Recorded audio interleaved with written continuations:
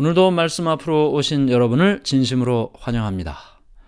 오늘은 70강 24장 두 번째 말씀이 되겠습니다. 받은 빛을 어떻게 하고 있는가? 지난 시간 우리는 예수님께서 나사렛 자라나셨던 그 나사렛 회당에 가셔서 메시아의 사명, 예수님 자신의 사명을 선포하신 말씀을 공부했습니다. 예수님이 자라나신 곳이었기 때문에 너무나 예수님을 잘 알던 사람들이었죠. 공생애를 시작하면서 나사렛을 떠나셨지만 예수님께서 갈릴리 지방에서 말씀을 전하시고 이적을 베푸신 사건들을 그들은 다 듣고 알고 있었습니다. 예수님께서 이 나사렛에 오셨을 때 그들은 예수님께서 다른 곳에서처럼 이곳에서도 이적을 베풀고 그것을 통해 그들이 어떤 도움을 받기를 원했죠. 그런데 예수님께서는 그런 이적은 베풀지 않으시고 이곳에서 자신의 사명을 선포하셨습니다. 그리고 그 사명을 선포하면서 예수님의 사명뿐만 아니라 그 사명을 통해 나타난 이스라엘 백성들의 상태도 사람들에게 이야기하셨습니다. 아브라함의 후손이라는 자부심이 깨어졌고요. 예수님이 도대체 누구인가? 목수의 아들, 요셉의 아들이 아닌가? 예수님에 대하여 편협된 생각만 하게 되었습니다. 결국 받은 감동이 있었지만 그러나 예수님에 대한 생각의 의심이 그들의 마음을 사로잡게 되었고 결국은 메시아로서 예수님을 받아들이는 일은 실패하게 되었던 것입니다. 이것이 우리가 지난 시간에 배운 말씀입니다. 오늘은 70강을 배우면서 받은 빛을 어떻게 하고 있는가? 누가복음 4장 25절부터 27절에 이렇게 말씀이 기록되어 있습니다.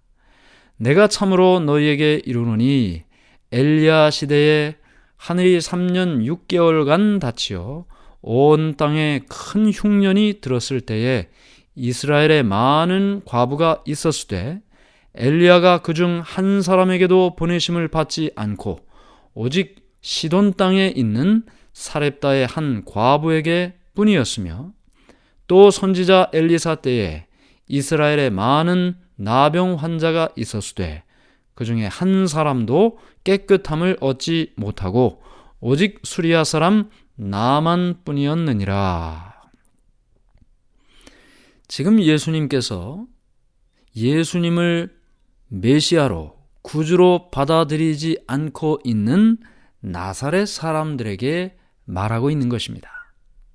그들의 불신을 구약에 나타난 선지자들의 이야기를 통하여 설명해주고 있는 것이죠. 여기 시대의 서방 238페이지에 보면 이렇게 말씀이 기록되어 있습니다.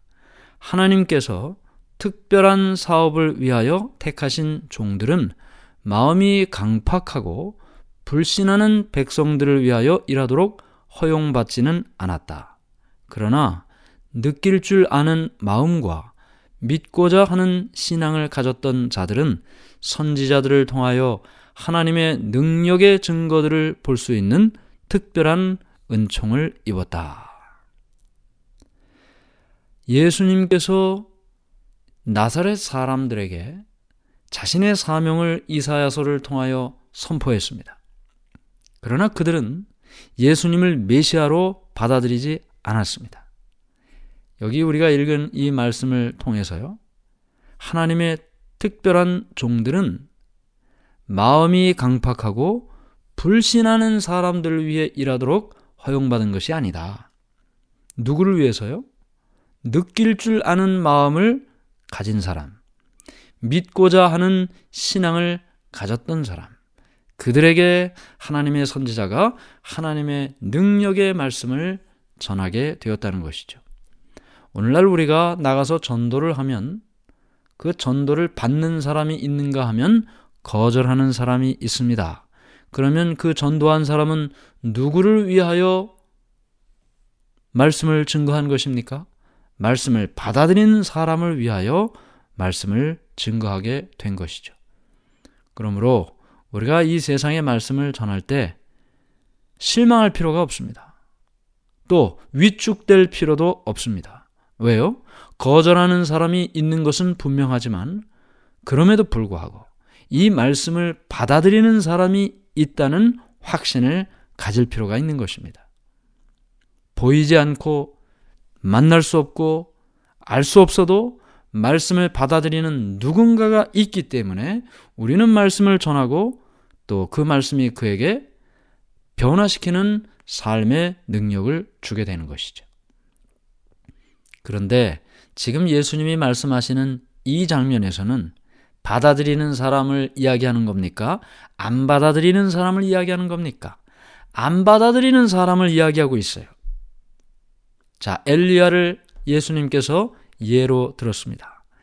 엘리야 시대에도 이스라엘은 하나님을 떠났습니다. 엘리야가 갈멜산에서 하늘에서 불이 내려오는 일을 하게 하지 않습니까? 그때 이스라엘 백성들에게 뭐라고 이야기했나요? 여호와가 하나님이면 그를 쫓고 바알이 하나님이면 그를 쫓을지니라. 머뭇거리지 말라고요. 한 발은 하나님께로, 한 발은 바알에게로, 한 발은 하나님께로, 한 발은 세상으로, 이렇게 살지 말라는 것입니다.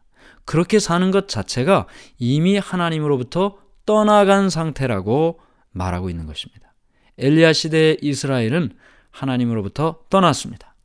그들은 죄를 떠나려고 하지 않았고 하나님의 선지자들의 경고도 거절했습니다. 그래서 하나님의 축복을 스스로 차단했습니다. 하나님이 축복하지 않으신 것이 아니에요. 축복하려고 했지만 그들이 하나님의 말씀을 받아들이지 않았기 때문에, 그들이 떠났기 때문에 축복의 통로를 스스로 차단한 것입니다. 하나님은 이스라엘의 여러 가정, 그 모든 가정들을 다 지나쳤습니다. 왜요? 그들이 하나님을 떠났기 때문입니다. 그 모든 가정을 지나치고 이방 땅에 선택받지 않은 한 여인의 가정에서 당신의 종을 위한 피난처를 발견하셨습니다. 이 여인은 이스라엘 백성이 아니었어요. 그런데 자신에게 주어진 빛을 따랐습니다. 선지자가 가르쳐준 큰 빛에 더 마음문을 열고 순종했습니다. 그러므로 예수님께서 지금 말씀하신 것처럼 그렇게 엘리야 시대에 3년 6개월 동안 온 땅에 큰 흉년이 들었을 때 이스라엘에 많은 사람이 있었지만 그 사람에게 보내심을 받지 않았어요. 그들이 떠났기 때문에 오직 시돈 땅에 있는 사렙다의 한 과부뿐이었다.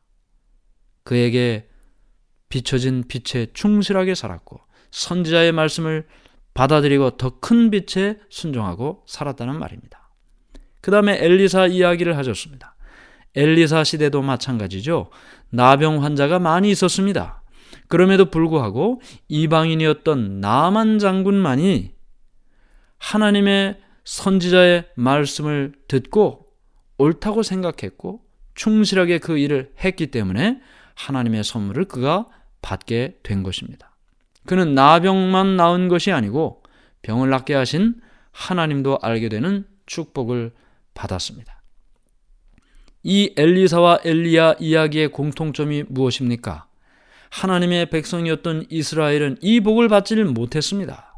오히려 이방 백성, 사렙다의 과부, 나만 장군이 이 복을 받은 것이죠.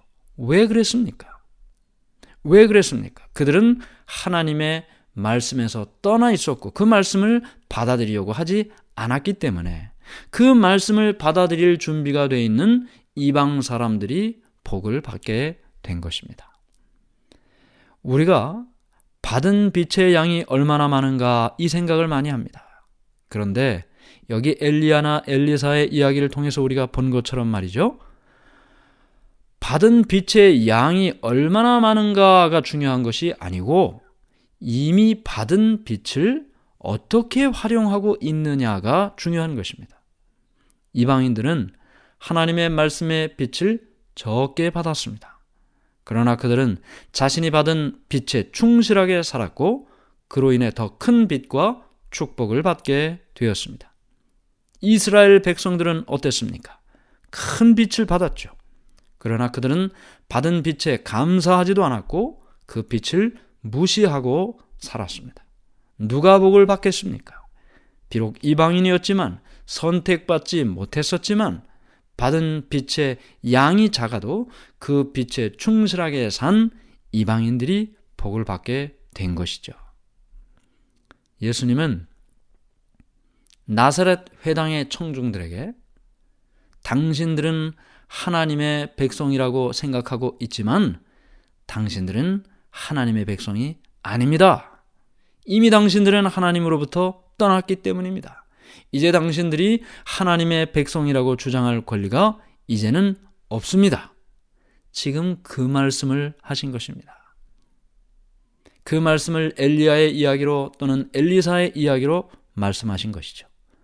그들의 상태를 이렇게 명백하게 제시했을 때 나사렛 회당에 참석했던 사람들은 처음 받았던 감동받았던 마음은 모두 다 날아가 버리고 다른 마음이 들어왔어요.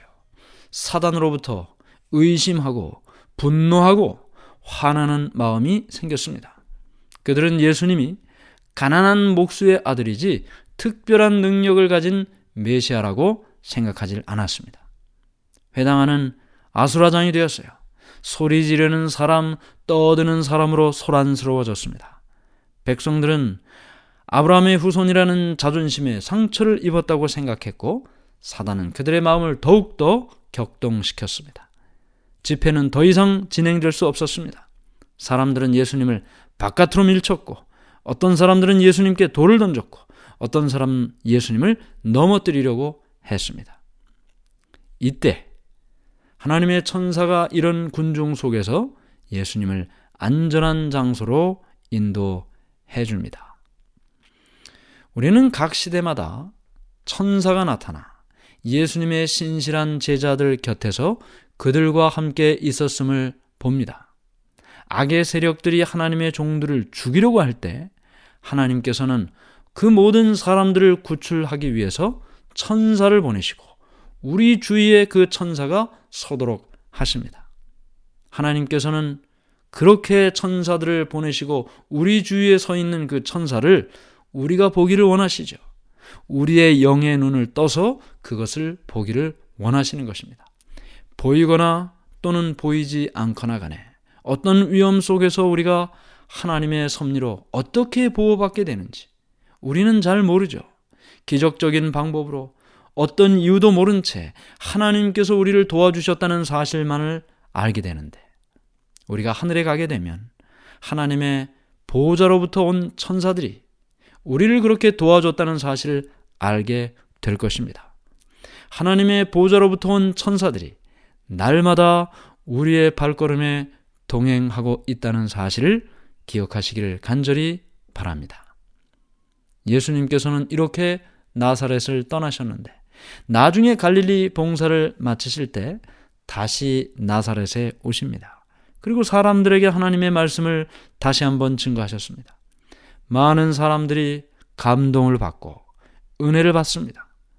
그러나 그럼에도 불구하고 나사렛 사람들은 예수님을 메시아로 받아들이지 않았습니다. 성령의 감동으로 은혜를 받았지만 구주로서 예수님을 받아들이는 일은 또다시 실패한 것입니다. 마음에 한 번 품은 불신이 나사렛 사람들의 마음을 계속 지배하고 있었던 것이죠. 예수님께서는 그들에게 진리의 귀한 보화를 가르쳐 주기를 간절히 원하셨습니다. 그러나 그렇게 예수님께서 가르쳐 주셔도 그들의 마음속에 처음부터 자리 잡고 있는 맹목적인 신앙, 그것 때문에 예수님의 말씀을 받아들이질 못했던 것입니다. 생명의 떡인 예수님이 바로 옆에 있는데 껍데기 같은 잘못된 신앙 때문에 그들의 시간과 돈과 인생을 낭비하고 있었던 것이죠. 성경의 말씀은 분명히 예수님에 대하여 설명하고 있습니다. 그러나 그들은 말씀을 말씀대로 받아들이질 않고 자신의 생각에 맞는 말씀만 믿으려고 했던 것입니다. 진리는 예수님의 시대에 인기가 없었습니다. 이 시대에도 진리는 인기가 없습니다. 비록 진리는 인기가 없지만 그 진리를 마음 가운데 진리로 받아들이고 예수님을 구주로 영접하고 말씀대로 살고자 했던 수많은 사람들이 각 시대마다 인기가 없었음에도 불구하고 그 진리를 따라 살던 사람이 있었음을 우리는 기억합니다. 오늘 우리 믿음을 가지고 사는 이 시대에 진리가 인기가 없는 것처럼 보여도 그 말씀을 믿고 순종하고 살게 되기를 간절히 바랍니다. 하늘에 계신 하나님 아버지, 오늘 우리는 예수님의 말씀을 통해 선택받고 많은 빛을 받았던 이스라엘 백성들은 예수님을 거절하고 오히려 선택받지 못했고 적은 빛을 받았던 이방인들이 하나님의 말씀을 받아들인 이야기를 보았습니다. 오늘 우리가 받은 빛의 양이 중요한 것이 아니라 받은 빛을 어떻게 활용하고 사는지, 그것이 중요하다는 사실을 기억하고 우리에게 비춰진 빛을 따라 그 빛에 반응하고 그 빛을 활용하고 실천하고 살아가는 우리의 삶이 되게 인도해 주시옵소서. 예수님 이름으로 기도드리옵나이다. 아멘.